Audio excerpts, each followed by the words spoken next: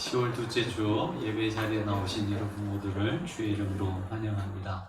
예배당에서 그리고 각 가정에서 예배 드리시는 여러분 모두들 마음을 가다듬고 주님 앞에 나아갔으면 좋겠습니다. 예배는 보는 것, 관망하는 것이 아니고 예배는 우리 한 사람 한 사람이 주체가 되어서 하나님께 드리는 것이죠. 그래서 오늘 여러분 모두가 예배의 주체자임을 기억하면서 우리 하나님께 예배 드렸으면 좋겠습니다. 우리 다 함께 기도하심으로 예배의 자리로 나아가시겠습니다. 여호와는 위대하시니 지극히 찬양할 것이요 모든 신들보다 경외할 것이며 만국의 모든 신들은 우상들이지만 여호와께서는 하늘을 지으셨음이로다. 하나님은 영이시니 예배하는 자가 영과 진리로 예배할지니라. 아멘.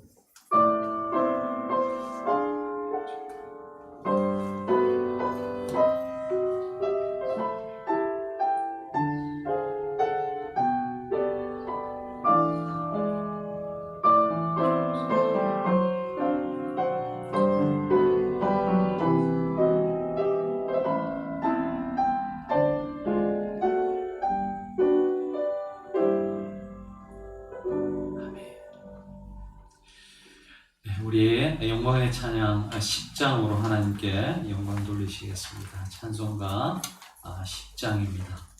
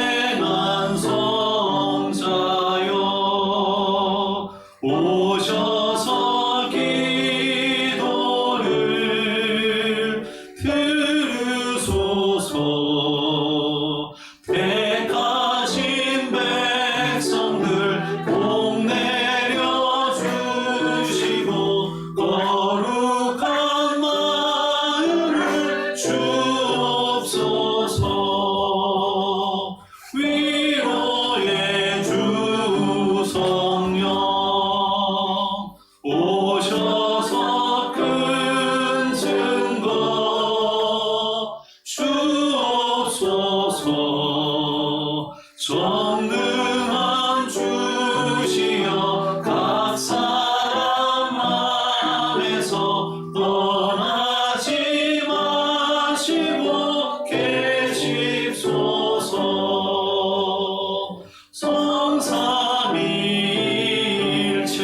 성삼위일체께 한없는 찬송을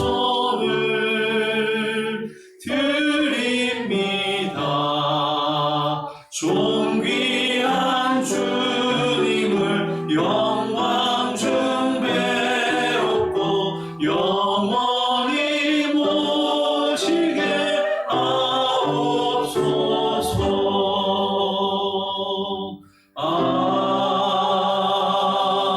아멘.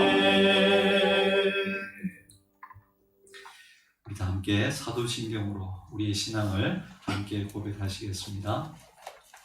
나는 전능하신 아버지 하나님 천지의 창조주를 믿습니다. 나는 그의 유일하신 아들 우리 주 예수 그리스도를 믿습니다. 그는 성령으로 잉태되어 동정녀 마리아에게서 나시고 본디오 빌라도에게 고난을 받아 십자가에 못 박혀 죽으시고 장사된 지 사흘 만에 죽은 자 가운데서 다시 살아나셨으며 하늘에 오르시어 전능하신 아버지 하나님 우편에 앉아 계시다가 거기로부터 살아있는 자와 죽은 자를 심판하러 오십니다. 나는 성령을 믿으며 거룩한 공교회와 성도의 교제와 죄를 용서받는 것과 몸의 부활과 영생을 믿습니다. 아멘. 찬송가 357장 찬양하시겠습니다. 찬송가 357장.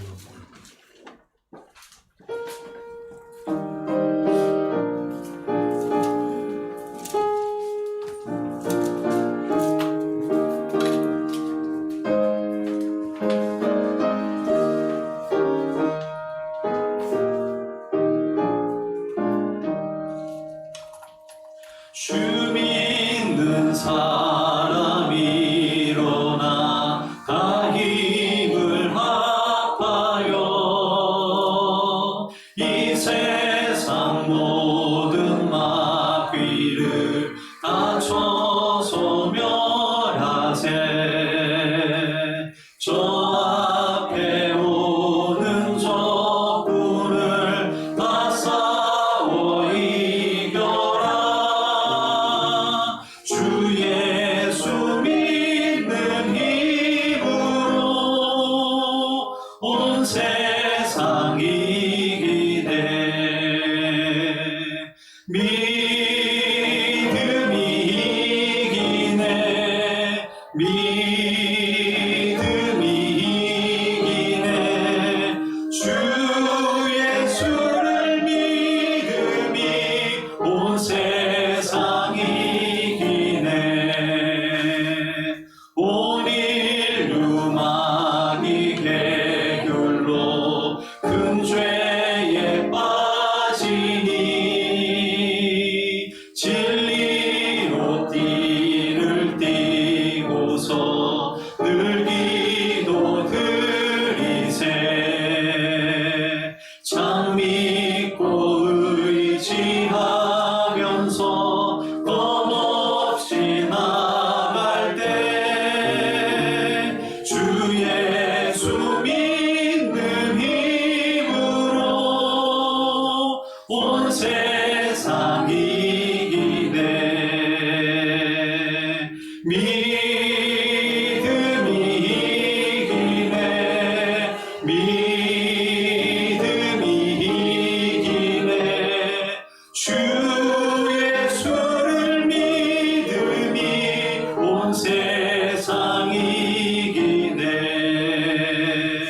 끝까지 이긴 자에게 긴 옷을 입히고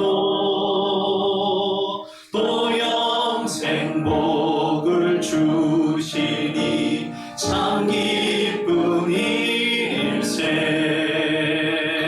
이 어두운 세상 지나서 저 천성 가도록 주 예수 믿는 힘으로 온 세상 이기네. 믿음이 이기네. 믿음이 이기네. 주 예수를 믿음이 온 세상. 우리 3절만 다시 한번 하시겠습니다. 끝까지 이긴 자에게, 끝까지 이긴 자에게 긴 옷을 입히고 또 영생 복을 주시니 참 기쁜 일세. 이 어두운 세상 지나서 저 천성 가도록 주 예수 믿는 힘으로 온 세상 이기네. 믿음이 이기네. 믿음이 이기네. 주 예수를 믿음이 온 세상. 믿음이 이기네. 믿음이 이기네. 믿음이 이기네. 주 예수를 믿음이 온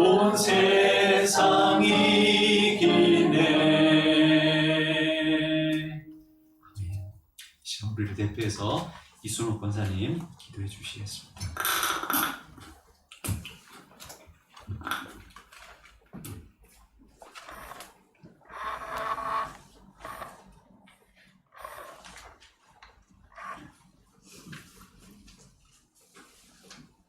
사랑이 많으신 하나님 아버지, 아침 저녁으로 기온은 점점 낮아지지만 한낮의 뜨거운 햇볕으로 막바지 결실이 한창 이루어지고 추수하기에 좋은 계절을 주심을 감사드립니다.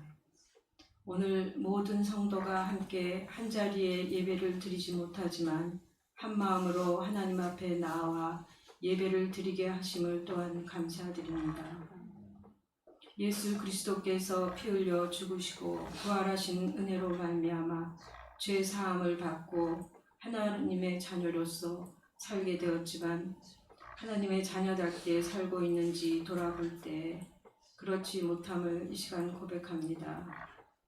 매일 하나님을 신뢰하고 하나님의 인도를 따라 살지 못하였고 하나님의 뜻을 살피고 순종하기 위해 노력해야 함에도 너무 많이 부족하였습니다. 하나님, 이 시간 저희들을 불쌍히 여기시고 용서하여 주시옵소서. 올해 교회의 비전이 세상 속으로 보냄받은 증인 공동체로 정해졌으나 코로나19 상황으로 인하여 준비되었던 계획을 거의 실행할 수 없게 되어 매우 안타까웠습니다. 하지만 지난 9월 9일부터 온라인으로나마 수요 성경 공부가 시작되어 풍성한 삶의 첫걸음이란 책으로 성경 공부를 하며 함께 모일 수 있게 하여 주심을 감사드립니다. 지난 주일 설교 시간 목사님께서는 이 책 3가의 영적 첫걸음 내용에 다루어진 이라는 것을 설명하시면서 우리 교회의 교우들의 삶의 패턴으로 자리 잡았으면 좋겠다고 말씀하셨습니다. 하루를 시작하기 전 10분 묵상, 아침 시간 혹은 하루 중 어느 때든 10분 동안 성경 읽기, 하루를 마감하고 잠자리에 들기 전 10분 기도, 하루 중 최소한 30분을 따로 떼어 지속적으로 하나님과 만남을 통하여 영적 양식을 먹을 때 하나님과 관계가 깊어지며 영적 성장이 이루어지기를 소망하셨습니다. 보다 많은 교우들이 이 30분간, 최소한 30분간이라도 하나님을 만나는 시간을 통하여 지난 시간 목사님께서는 두 종류의 교회가 있다고 하셨지만은 저희 교회는 목회자만 유명한 교회나 성도만 유명한 교회가 아니라 목회자와 성도가 함께 유명한 교회가 되도록 하나님 인도하여 주시옵소서. 또한 온라인 중보 기도 모임도 더 많은 교우들이 동참하며 기도하며 교회를 성령 충만하고 사랑이 넘치는 교회로 새롭게 만들어 갈 수 있도록 하나님 도와주시옵소서. 그리하여 광야의 교회 성도들 모두 하나님의 부르심을 받은 자들로 세워주셨으니 이제는 세상으로 보내심을 받은 자들로서의 소명을 감당할 수 있는 믿음을 갖게 하여 주시옵소서. 교회의 두 기둥 되시는 두 분 목사님께 더 큰 믿음과 성령을 가득 부어주시고 필요한 지혜와 능력 또한 더하여 주시옵소서. 이 시간 성령님께서 저희들 모두에게 함께 하셔서 목사님을 통하여 선포되는 하나님의 말씀을 듣고 큰 깨달음을 얻는 시간이 되게 하여 주시고 예배를 위하여 준비한 모든 손길을 기억하시고 은혜 내려 주시옵소서. 이 모든 말씀 우리 주 예수 그리스도의 이름으로 기도드리옵나이다. 아멘.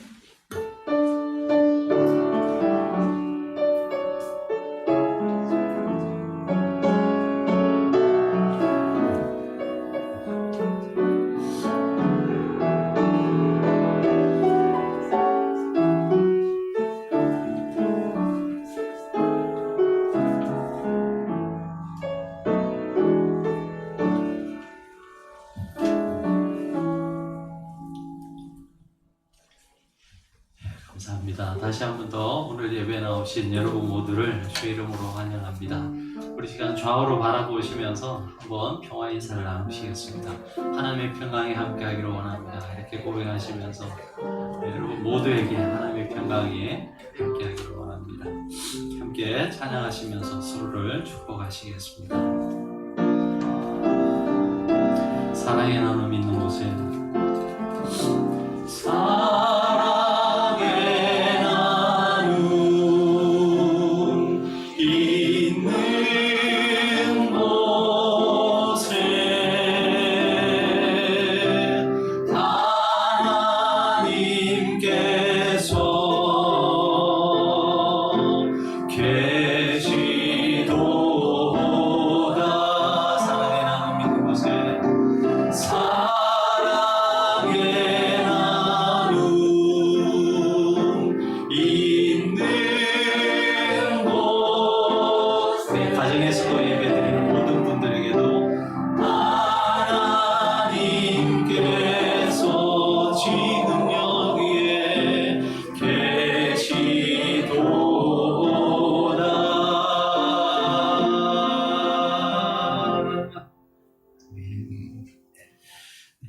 교회 소식 전해드리겠습니다. 주보를 첨부해 주시기 바랍니다. 특별한 광고는 없는데요. 주일별 우리 현장 예배 참석 대상 나와 있습니다. 우리 3주에 걸쳐서 이렇게 구분해서 이제 한 주씩 이제 드릴 텐데요. 특별한 어떤 변동이 없으면 이 패턴으로 계속해서 가도록 하겠습니다. 그래서 여러분 해당되는 그 주일에 오셔서 예배 드리시면 우리가 특별히 방역 수칙을 지키면서 큰 어려움 없이 드릴 것이라고 생각합니다. 온라인 겨자씨 모임 월 1회로 우리가 한번 생각하면서 이번 10월에 우리 또 겨자씨 모임을 가지려고 합니다. 이번 주 안에 우리 겨자씨 인도자들께 우리가 10월 달에 어떤 것으로 겨자씨 모임을 할지 여러분들에게 공지를 하고 알려드리도록 하겠습니다. 네, 환절기입니다. 여러분 아침 저녁 일교차가 굉장히 심한데 코로나까지 겹쳐서 특별히 여러분 건강에 신경을 쓰시고 건강을 잃으면 여러 가지 영적인 면에서도 또 이렇게 하나님과 교통하는 것이 쉽지 않은 것 같습니다. 여러분 건강 관리 잘 하셔서 한 주 한 주 여러분 힘있게 이렇게 살아가실 수 있었으면 좋겠습니다. 네, 오늘 우리에게 주시는 하나님의 말씀 사도행전 19장 11절에서 20절까지의 말씀 보시겠습니다.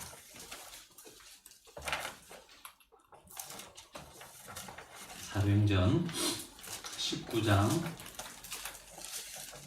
11절에서 20절까지 보도록 하시겠습니다. 제가 가지고 있는 성경으로 221면입니다.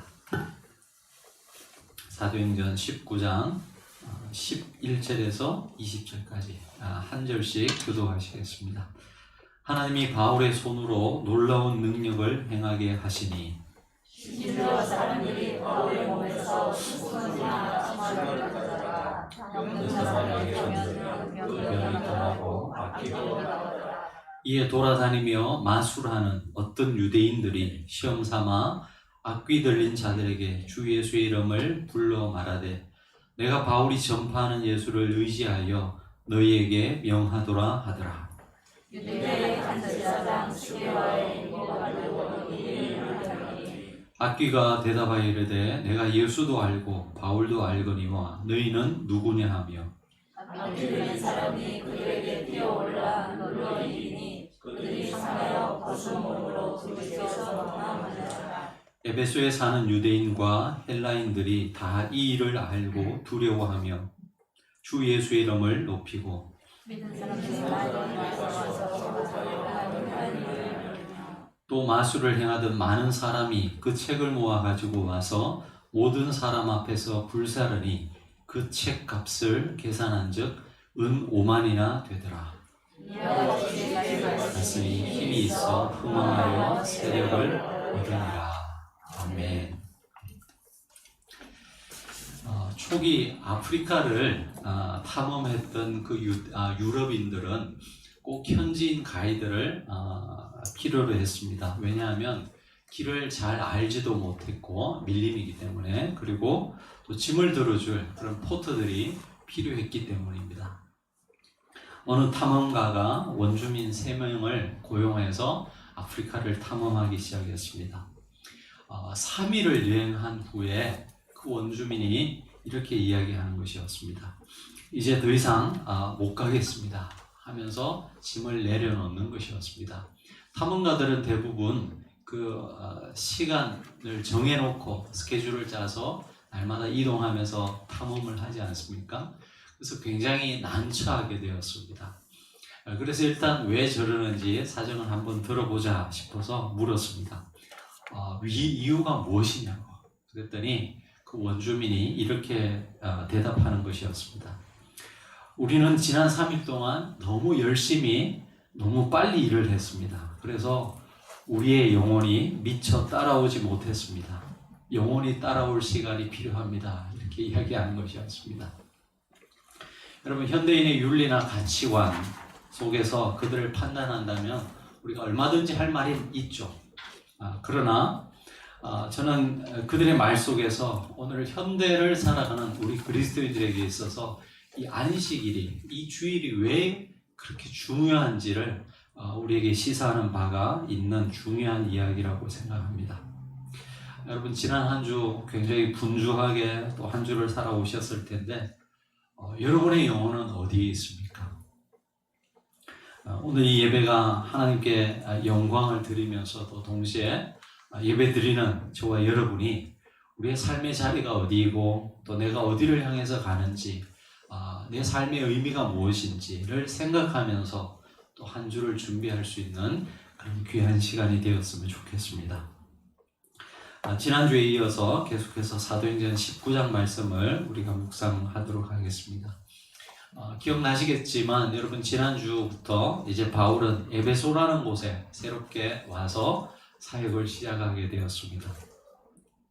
오늘도 계속해서 그 에베소에서 일어난 일들에 대해서 함께 생각하면서 주의 은혜를 나누고자 합니다. 바울은 에베소의 회당에서 석 달 동안 담대히 하나님 나라에 대한 이야기를 증거했습니다. 그리고 나서는 제자들을 따로 세워서 두란노 서원을 세우고 그곳에서 2년 동안이나 여러분 성경을 강론을 했습니다.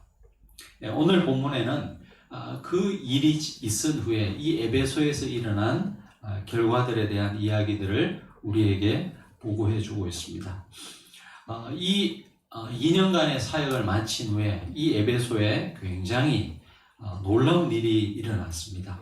먼저는 이 바울을 통한 초자연적인 그런 기적의 역사가 일어났다는 것을 이야기하고 있습니다. 우리 12절의 말씀을 같이 한번 읽어보시면 좋겠습니다. 19장 12절의 말씀. 심지어 사람들이 바울의 몸에서 손수건이나 앞치마를 가져다가 병든 사람에게 얹으면 그 병이 떠나고 악기도 나가더라. 여러분, 굉장한 일이 아닙니까? 여러분, 예수님에게도 이런 기적이 없었어요. 근데 바울이 자기가 직접 간 것도 아니고 자기가 가지고 있던 손수건이나 앞치마를 가져다가 병든 사람에게 얹으면 그 병이 떠나고 또 귀신이 떠나는 이 놀라운 일들이 정말 일어났습니다. 여러분, 바울이 가지고 있던 이 앞치마와 손수건이 어떤 부적처럼 어떤 신비한 능력을 가지고 있었거나 아니면 그 재료가 굉장히 특수한 재료여서 이런 어떤 신기한 일을 가지고 온 것입니까? 그렇지 않죠. 아마도 이것은 상징적인 의미가 있다라고 우리가 한번 생각해 볼 수 있을 것 같습니다. 여러분, 바울이 가지고 있던 많은 소지품들이 있었을 텐데 왜 유독 손수건과 앞치마였을까요? 손수건은 언제 필요합니까? 땀을 닦을 때. 그리고 앞치마는요? 여기서 앞치마는 여러분 주방에서 설거지할 때 하는 그런 앞치마가 아니고요. 여러분, 이 바울은 이중적을 가지고 있었다 그랬잖아요. 선교사로서의 역할도 했지만 또 자기가 직접 일을 하면서 자비량 선교를 했습니다. 어떤 일을 했다고 그랬죠? 여러분 텐트 만드는 텐트 메이커의 일을 했는데 단순히 그 텐트만 만드는 것이 아니고 당시에 이 텐트는 대부분 가죽으로 만들었습니다. 그래서 이 가죽으로 만드는 가죽 세공업자의 일을 했다라고 여러분에게 말씀을 드렸습니다. 바로 그 가죽으로 일들을 할 때 앞에 매는 앞치마였습니다. 무슨 의미겠습니까? 여러분 이 선교사 바울이 손수 일하면서 땀을 흘리고 그리고 자신의 그 성실하게 감당하는 그 일들을 통해서 하나님께서 역사하셨다는 것이죠.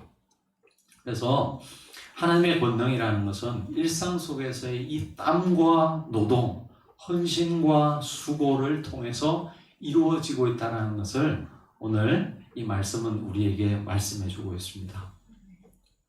제가 종종 언급한 여러분 그 숭실대 김혜곤 목사님이 쓴 책에 보면 이렇게 표현되어 있어요. 이 구절을 하나님의 초자연적인 권능은 자연적인 원칙에 충실한 삶과 땀과 노동을 통해 매게 된다. 하나님 자신이 정직하고 겸손하고 의로운 하나님이시기 때문이다 라고 되어 있습니다.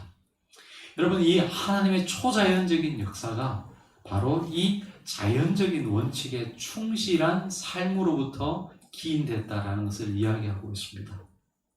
이런 면에서 볼 때 여러분이 날마다 살아가는 여러분의 일상의 이 삶이 굉장히 중요하다라는 것을 우리가 기억하셔야 됩니다.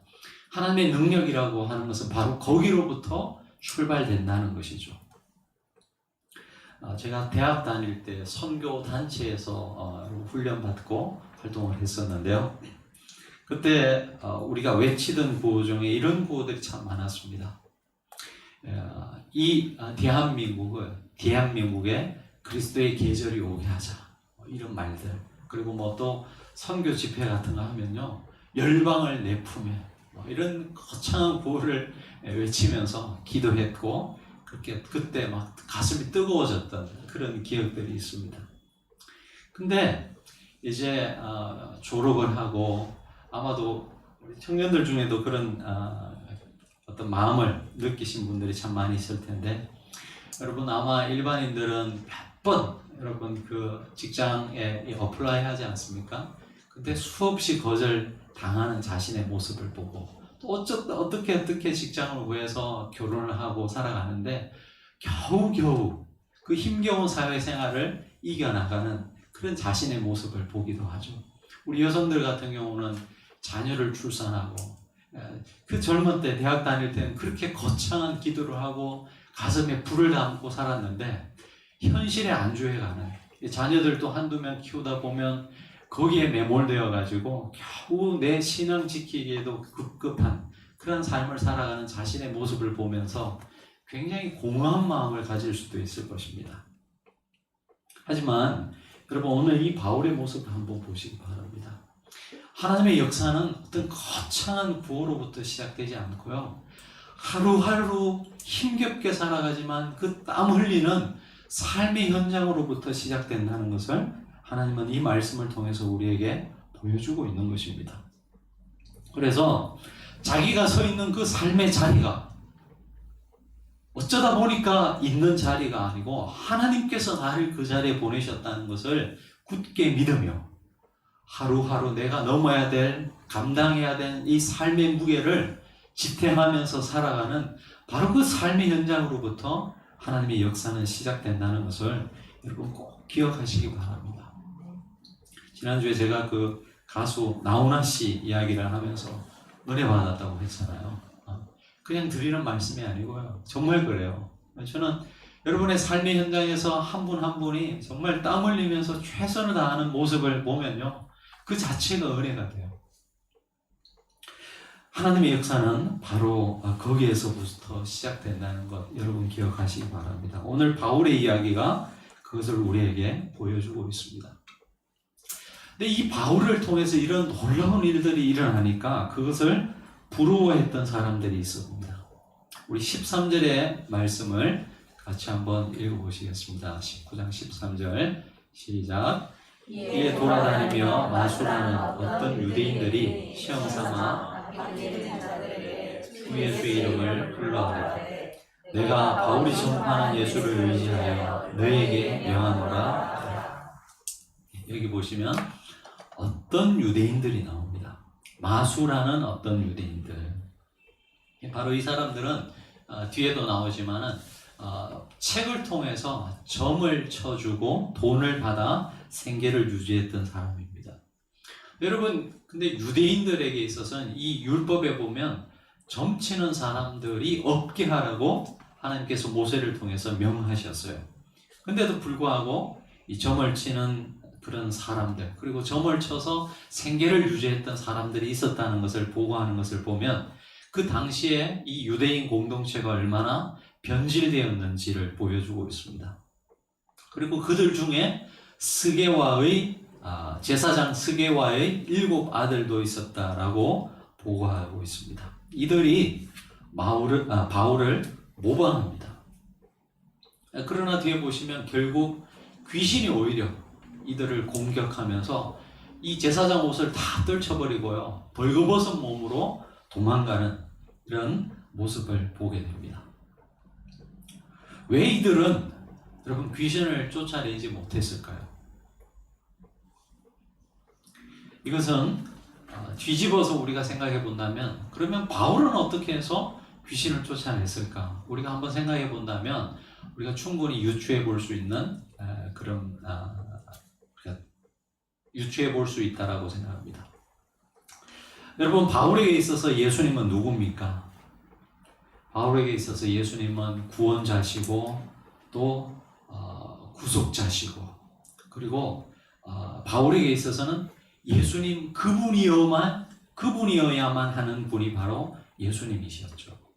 예수님은 여러 신들 중에 하나가 아니고 바울에게 있어서는 유일하신 살아계신 하나님이셨습니다. 철저히 그리고 그분과의 관계 속에서 바울은 권능 있는 삶을 살 수 있던 것이죠. 바로 바울이 이런 기적과 이적을 행할 수 있었던 이유가 바로 여기에 있습니다. 그분 안에 살아계신 예수님, 그 안에 바울 안에 살아계셨던 이 예수님이 계셨기 때문에 바울은 이런 능력의 삶을 살아갈 수 있었던 것이죠. 그저 바울은 도구일 뿐이었습니다. 그래서 11절에 보시면 여러분 주어가 누구예요? 하나님이 되죠. 하나님이 바울의 손으로 놀라운 능력을 행하게 하셨다라고 했습니다. 바울이 주어가 아니고 바울 안에 살아계신 하나님이 주어였어요. 주체였어요. 하나님 때문에 이런 권능의 삶을 살 수 있었던 것이죠. 그리고 바울은 그 하나님과의 끊임없는 교제 속에서 하나님을 인식했다는 것입니다. 반면에 여러분 이 점치는 유대인들과 스게와의 7 아들들은 왜 귀신을 쫓아내지 못했을까요? 여러분 이들에게 있어서 예수님은 유일하신 구원자가 아니시고 그냥 많은 신들 중에 한 신이었어요. 그래서 오늘 말씀에 보면 시험삼아라고 했습니다. 시험삼아. 예수님에게 자신의 전 삶을 드리면서 그분과 함께하는 삶을 살았던 것이 아니고 예수는 그냥 스쳐 지나가는 만남이에요. 그리고 뒤에 보시면 바울이 전파하는 예수를 의지하여. 여러분 그들에게 있어서는 이 예수와의 관계는 별로 중요한 것이 아니었어요. 예수라는 분이 능력 있는 많은 어떤 신들 중에 한 사람이라고 생각했다는 것이죠. 그들에게 있어서 예수와의 관계는 필요가 없었습니다. 그냥 예수가 가진 능력만 필요한 사람들이었습니다. 그 사람이 누구건 이들에게는 중요한 문제가 아니었다는 것이죠. 다르게 말하면 이 유대인들과 스게와의 7 아들에게 있어서는 하나님은 목적이 아니고 그냥 수단이었습니다. 근데 여러분 중요한 것은 하나님이 수단화되는 모든 삶의 자리에는 귀신의 역사가 강하게 일어난다는 사실을 오늘 말씀은 우리에게 보여주고 있습니다. 여러분, 귀신도 영적인 존재인데 왜 모르겠습니까? 하나님을 수단화하는 모든 삶의 자리에 오히려 귀신의 역사가 강하게 일어났던 그런 모습을 보게 됩니다. 아무튼 이런 바울을 통한 기적의 역사들이 일어났습니다. 자, 두 번째로 2년 후에 어떤 일이 일어났습니까? 우리 17절부터 20절까지 좀 길지만 우리 한번 같이 한 목소리로 읽어보시겠습니다. 에베소에 사는 유대인과 헬라인들이 이 일을 알고 두려워하며 주 예수 이름을 높이고 믿는 사람들이 많이 와서 자복하여 행한 일을 알리며 또 마술을 행하던 많은 사람이 그 책을 모아가지고 와서 모든 사람 앞에서 불사르니 그 책 값을 계산한 즉 은 5만이나 되더라. 이와 같이 주의 말씀이 힘이 있어 흥황하여 세력을 얻으니라. 여러분, 이 바울의 에베소 사역은 단순히 예배가 회복되거나 아니면 교인이 많아지거나 이런 교회 내의 변화에만 그친 것이 아니었습니다. 그가 전한 이 복음을 통해서 그 영향력이 세상 속으로 퍼져나갔다는 것을 우리가 알 수 있습니다. 그들은 주 예수님의 이름을 높이고 또 공적인 자리에서 회개했을 뿐만 아니라 마술을 행하던 사람들이 자신의 그 밥벌이 수단이었던 점치는 일을 회개하고 자신들의 그 밥벌이 수단이었던 마술책을 불살랐습니다. 사회적으로 어떤 굉장한 파장을 일으키며 나아갔다는 것이죠. 은 5만이나 되더라. 누가가 구체적인 그 액수를 지금 밝히고 있는데요. 우리나라 지금 이 현대의 가치로 따지면 약 미화 1만 달러 정도 된답니다. 1만 달러면 우리나라 돈으로 한 1200만 원 정도 되겠죠? 여러분, 물론 이 책값이 굉장히 비싼 그런 시대였다라는 것을 감안하더라도 아마도 여러분 수십 명에서 수백 명의 이 점치는 일로 밥벌이 하면서 살아가던 사람들이 회심을 했다는 것을 우리가 짐작해 볼 수 있습니다. 여러분, 이처럼 진정한 부흥이라고 하는 것은 그 부흥의 영향이 교회 안에 머무는 것이 아니고요. 여러분, 일반 세속 사회까지 그 영향력을 펼치게 되어 있습니다. 여러분, 요한 웨슬레, 감리교회 창시자 요한 웨슬레가 살아가던 시기에는요, 여러분, 프랑스에서는 프랑스 혁명이 일어났던 시기였습니다. 그래서 이 단두대에서 수많은 사람들이 이 프랑스에서는 죽어갔습니다. 반면에 여러분, 영국도 굉장히 유사한 사회 불안 요소를 굉장히 많이 가지고 있었던 시기였습니다. 그러나 이 영국은 프랑스가 겪었던 그런 피해 혁명을 겪지 않습니다. 많은 사회학자들이 그 원인을 웨슬레로부터 찾고 있습니다. 웨슬레가 복음을 전할 때 수많은 사람들이 회심을 경험하게 됩니다. 근데 그 회심의 역사는요, 교회 안에만 머무는 것이 아니고 전 사회에 영향을 미치게 되었습니다. 그래서 범죄가 줄어들고 감옥이 텅텅 비게 되는 그런 역사들을 만들어냈던 것이죠. 여러분, 진정한 부흥의 역사라는 것은 이런 것입니다. 복음이 선포되는 모든 사회 곳곳에 여러분, 귀신의 역사가 떠나가게 됩니다. 귀신의 역사가 뭐라고요? 몇 번 말씀을 드렸습니다. 여러분, 우리가 귀신의 역사 그러면 그냥 엑소시즘, 귀신 축출 이런 것들을 생각하지만 여러분, 꼭 기억하시라 그랬죠. 여러분, 잘못된 가치관이나 문화라든지 사상을 통해서 펼쳐지는 귀신의 역사가 훨씬 많다고. 그리고 그것이 훨씬 인간의 삶을 파괴하는 요소들이 더 많다는 것이죠. 그런데 그런 귀신의 역사가 이런 성령의 역사, 복음의 역사 속에서 물러간다는 것입니다.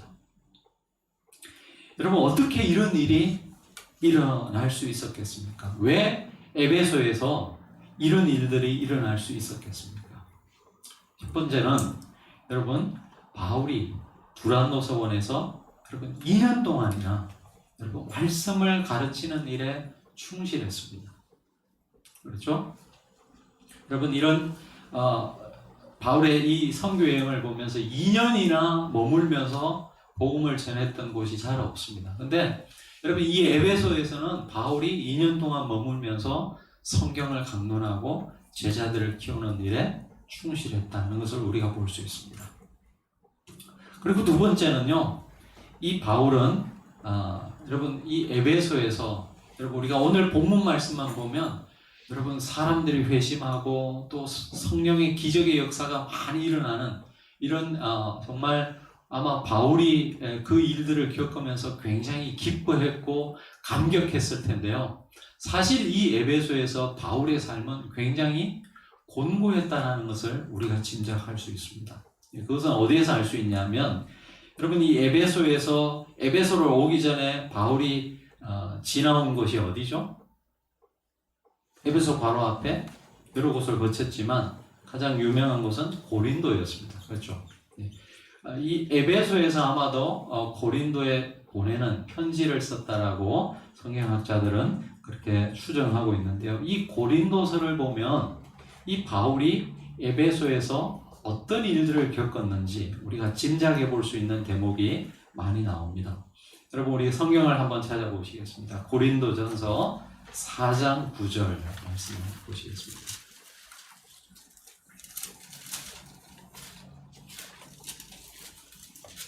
고린도전서 4장 9절 신약성경 267면입니다. 우리 같이 한번 읽어보시겠습니다. 내가 생각하건대 하나님이 사도인 우리를 죽이기로 작전된 자같이 끄트머리에 두셨음에 우리는 세계 곧 천사와 사람에게 구경거리가 되었노라. 정확하게 에베소에서 이런 일을 겪었다라고 하지는 않지만 여러분 이 고린도전후서가 에베소에서 보낸 편지라고 생각했을 때 이 에베소에서 어떤 일들을 겪었는지 우리가 짐작해 볼 수 있습니다. 우리 고린도 후서 1장 8절 한번 또 찾아보시겠습니다. 고린도 후서 1장 8절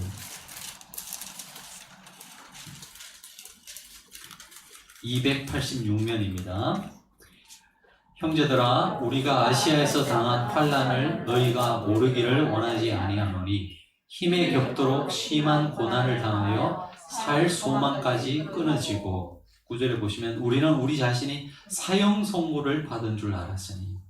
여러분 여기에 보면 아시아 나옵니다. 고린도는 어디에 속한 땅이에요? 그렇죠? 마게도냐 지방입니다. 유럽에 붙어 있는 땅이고 그 고린도에서 이제 3차 여행은 이 아시아 지역, 특별히 에베소를 거점으로 하고 있는데 그 아시아에서 당한 환난을 너희가 모르기를 원하지 않으니 힘에 겹도록 심한 고난을 당했다고 했습니다. 심지어는 사형 선고를 받은 줄 알았다라고 그렇게 고백하고 있습니다. 고린도 후서 6장 4절에서 5절 마지막으로 한 번만 더 찾아보시겠습니다. 고린도 후서 6장 4절에서 5절 292면입니다. 오직 모든 일에 하나님의 일꾼으로 자천하여 많이 견디는 것과 환난과 궁핍과 고난과 매화정과 갇힘과 난동과 수고로움과 자지 못함과 먹지 못함 가운데서도 있습니다. 여러분 우리가 앞에서 사도행전에서 봤듯이 굉장히 초자연적이고 하나님의 정말 그런 역사들이 많이 일어났습니다. 그리고 그것이 교회에 머물지 않고 전 사회적인 에베소 도시 전체에 영향을 미치는 그런 결과들이 많이 나타났지만 여러분 이런 일들이 나타나는 배경 뒤에는 이 바울의 이런 굉장한 큰 고난이 있었다는 것을 우리가 짐작해 볼 수 있습니다. 이런 것들을 사도행전에 누가가 다 적지는 않았지만 아마도 어떤 일인지 모르겠지만 여러분 이 바울에게 있어서는 굉장히 고난의 시간이 바로 이 에베소에서의 시간이었던 것이죠. 여러분 이런 일들을 우리가 보면서 무엇을 알 수 있겠습니까? 하나님의 역사라고 하는 것은 그냥 일어나는 것이 아니라는 거예요. 여러분 이렇게 에베소에서 수많은 하나님의 역사들이 일어났던 그 뒤에는 바울의 눈물과 땀 그리고 그의 헌신이 기초하고 있다는 것을 오늘 말씀을 통해서 우리는 볼 수 있는 것이죠. 이런 면에 있어서 하나님의 역사라고 하는 것은 대가 없이 일어나지 않는다는 거예요. 말씀을 맺겠습니다. 여러분, 저는 이런 꿈을 우리가 한번 꾸어봤으면 좋겠습니다. 우리 광야의 교회가 이후에 어떻게 될지 모르지만 정말 하나님께서 복 주셔서 여러분 교회 성도들이 늘어나고 교회 재정도 든든해져서 여러분 다른 교회를 돕기도 하고 어떤 사회를 섬기기는 일들도 하기를 원합니다. 근데 그것이 단지 우리 교회 안에 머무는 것이 아니라 여러분 우리 교회가 자리하는 그 지역이 우리 교회 때문에 이런 놀라운 일들을 경험할 수 있었으면 좋겠습니까? 여러분 그 교회가 우리 교회가 그 지역에 있어서 우리 교인들만 기쁜 것이 아니라 여러분 우리 광야의 교회 때문에 그 주위에 있는 믿지 않는 사람들이 행복해질 수 있는 그런 교회가 되기를 여러분 꿈꾸면서 기도해 주시면 좋겠습니다. 그러기 위해서 열심히 말씀을 배우고 그리고 또 여러분의 삶 속에서 하나님을 향한 헌신과 희생이 자리 잡을 수 있었으면 좋겠습니다.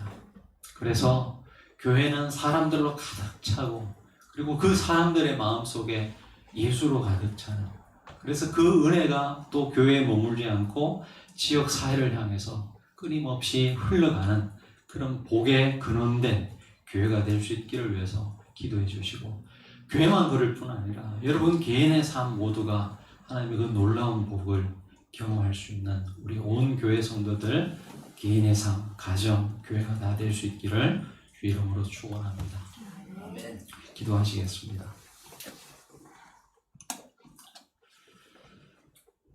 하나님 아버지, 바울이 날마다 견디며 그 고된 노동을 해야 되는 그 삶의 현장에서 하나님의 역사는 시작되었다는 것을 볼 수 있었습니다. 그리고 다 기록할 수는 없었지만 다 기록하지는 않았지만 바울이 흘렸던 그 수많은 땀과 헌신을 통하여서 에베소는 변화되기 시작했던 모습을 봅니다.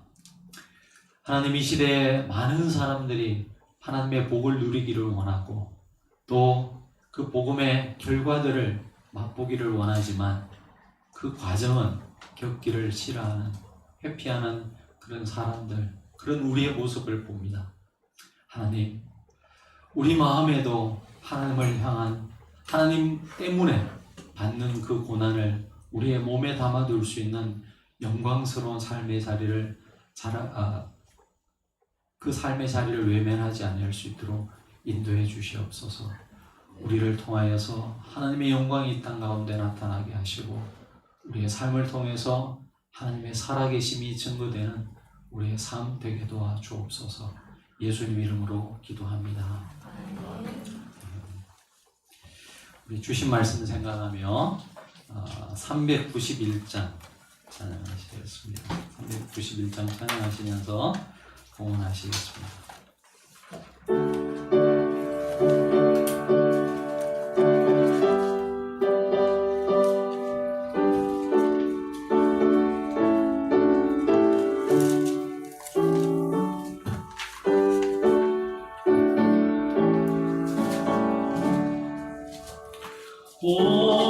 올라온 구세주 예수의 주 참 능력의 주시로다.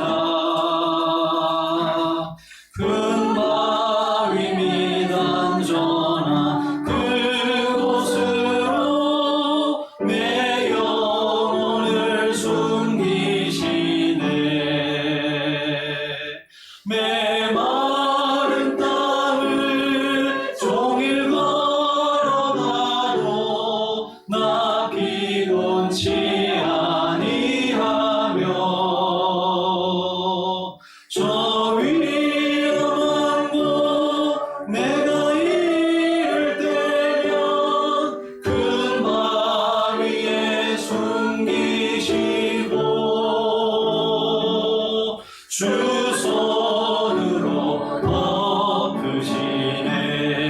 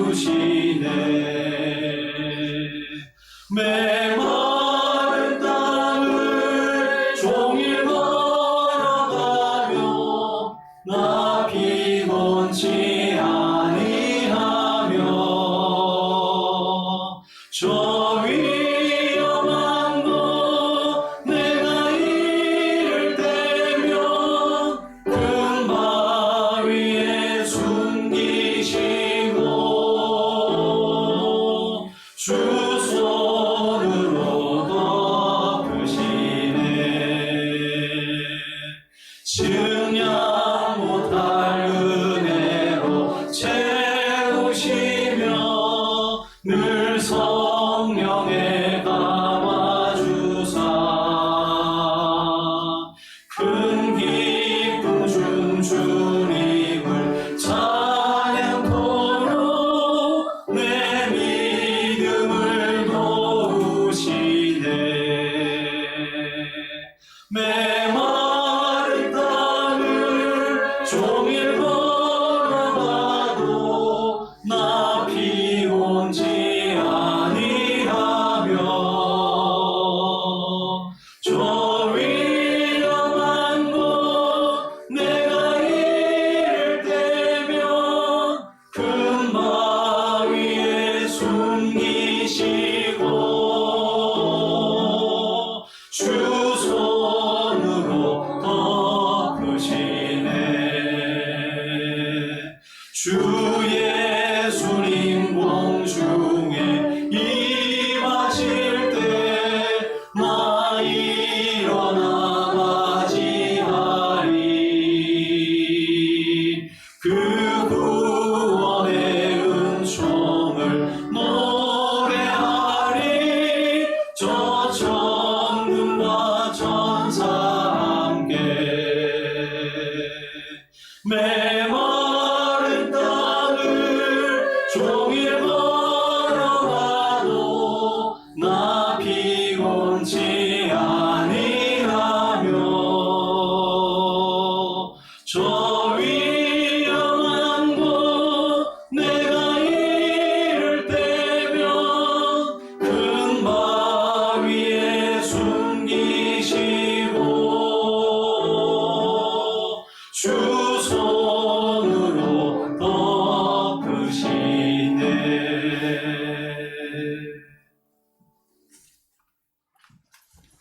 기도하시겠습니다.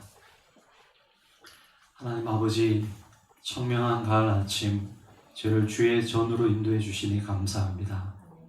하나님, 우리에게 베푸신 하루하루의 삶이 하나님의 은총의 산물인 것을 저희들이 고백합니다.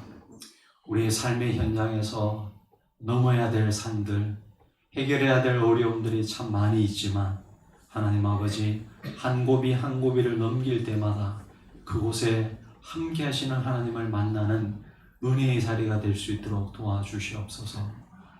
하나님, 참 어려운 때를 보내고 있습니다. 그러나 하나님 아버지, 광야 40년의 그 이스라엘 백성들의 삶을 생각해 봅니다. 먹을 것도 없고 입을 것도 없고 아무것도 생존에 필요한 어떤 것도 준비되어 있지 않는 그곳에 주님, 하나님의 백성을 40년 동안 먹이시고 입히셨습니다.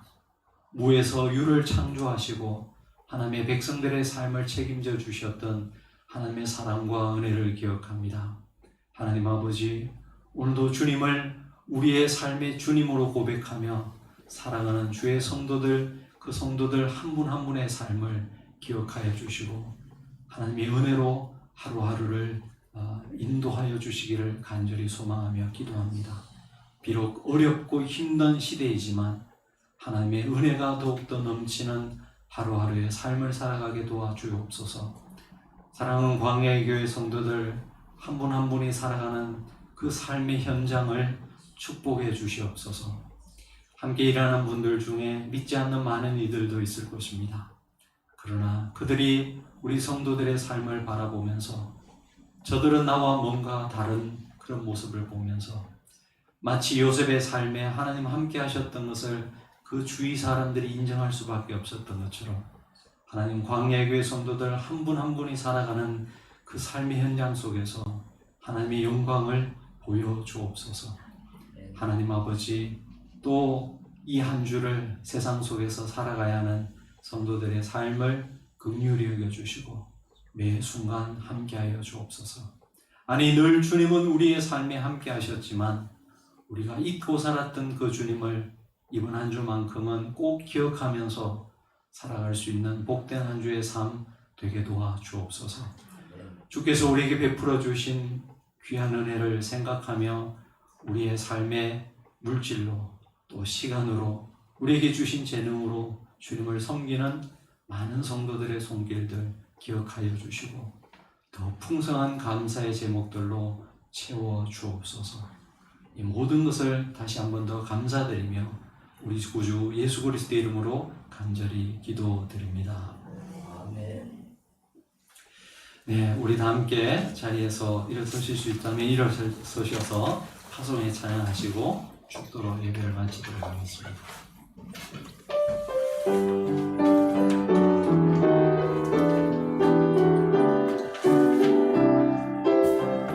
주님 손잡고 걸으리, 주님 손잡고 걸으리, 어려움을 만나도 주님 손잡고 걸어가리, 나를 만드신 주의 손. 이 세상 살아갈 때에 거친 풍랑을 만나도, 이 세상 살아갈 때에 거친 파도를 만나도 나는 주님 손잡으리, 나는 주님 손잡으리, 나를 인도하시는 주의 손을 끝까지 잡고 가리라. 주님 손잡고 걸으리, 주님 손잡고 걸으리, 손잡고 걸으리, 주님 손잡고 걸어가리라.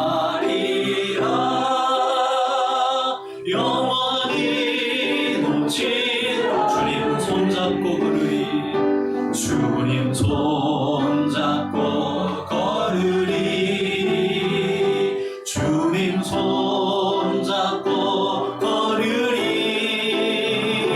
주님 손잡고 걸어가리라.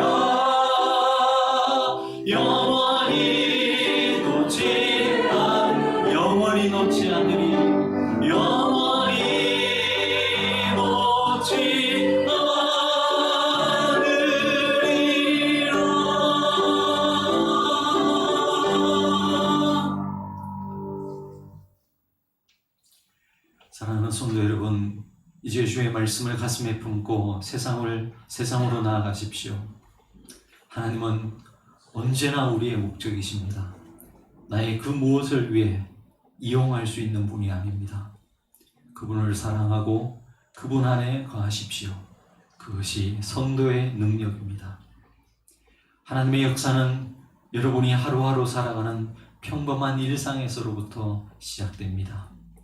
늘 반복되는 우리의 일상을 사랑하고 그곳에서 하나님과 동행하며 그분 나라의 가치들을 구현하는 일에 힘쓰십시오. 넘어지고 실패해도 다시 일어서십시오. 우리 믿음의 선배 바울도 숱한 고난의 골짜기를 지나갔습니다. 하나님의 나라는 바로 그 성도들의 눈물과 땀 위에 세워지는 나라임을 기억하십시오. 우리를 사랑하시는 주님께서 이번 한 주도 언제 어디서나 여러분과 늘 함께 하실 것입니다. 이제는 교회의 머리가 되시는 우리 구주 예수 그리스도의 은혜와 하나님 아버지의 그 크고 무한하신 사랑과 성령 하나님의 내주 교통하심의 역사가 우리 일상을 사랑하고 주님 맡겨주신 그 사명의 자리를 지키며 굳굳이 우리의 삶의 길을 여정을 걸어가기를 소망하며 결단하며 그리고 그 삶의 여정에 주님 함께 해주시기를 소망하며 기도하는 머리 숙인 성도들 한 분 한 분 위에 축복으로 주신 가정과 자녀들, 사명으로 맡겨주신 일터, 피로 값주고 사신 주의 몸된 교회, 하늘나라 소망하는 이 땅과 모든 생명들 위에 지금으로부터 영원까지 함께하옵시기를 간절히 축원하옵나이다. 아멘. 아멘.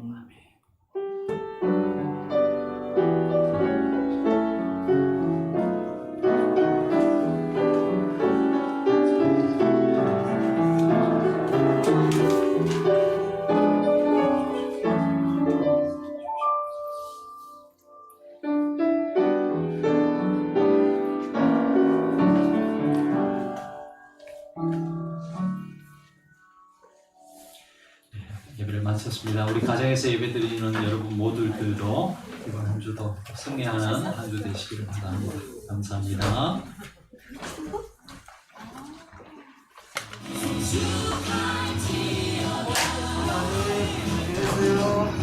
상은 바쁘게 나오다.